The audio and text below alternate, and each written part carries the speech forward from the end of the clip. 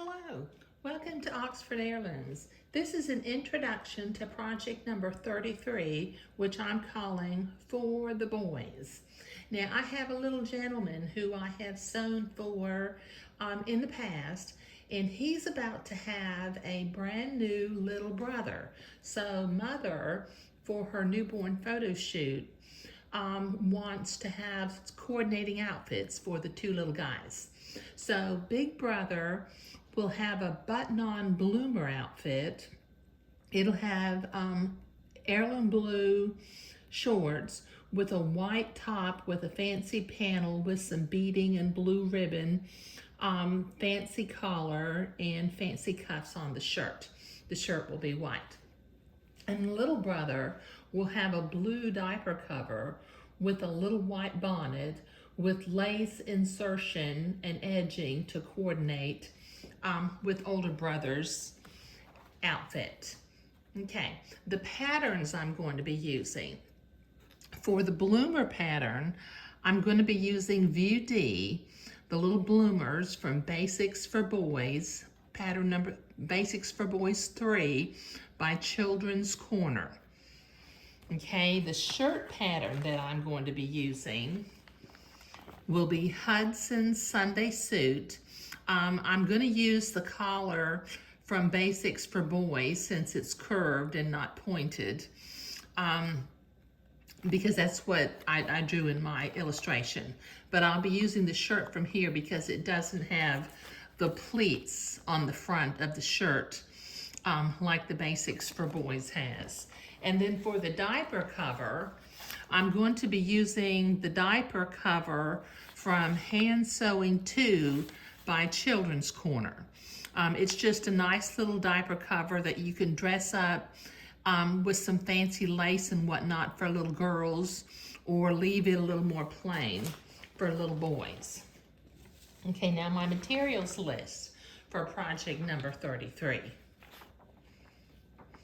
Okay, we will need 1 yard of blue batiste, 2 yards of white batiste, about 1.5 yards of 1/4 inch blue silk ribbon, 3/4 of a yard of 1 inch wide Swiss insertion, 1.5 yards of 5 inch wide Swiss beading, about 6 yards of entree is going to be needed.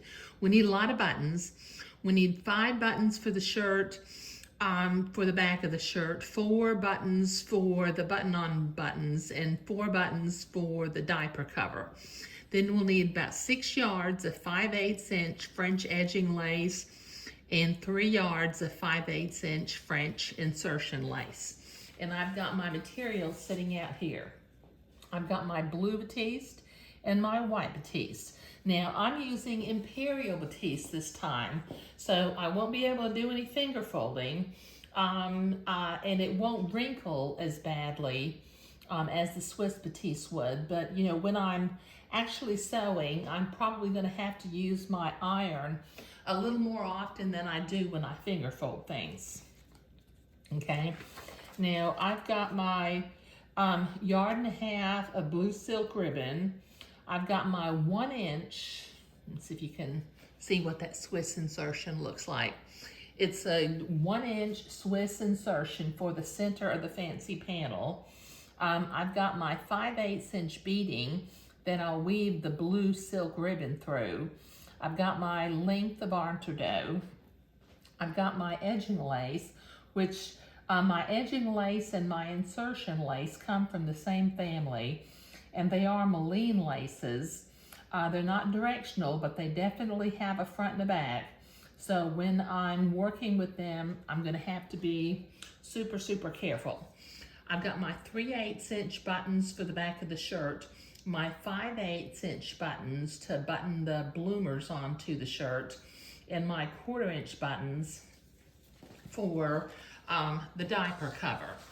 Okay, so once again, this is an introduction to project number 33, which I'm calling For the Boys.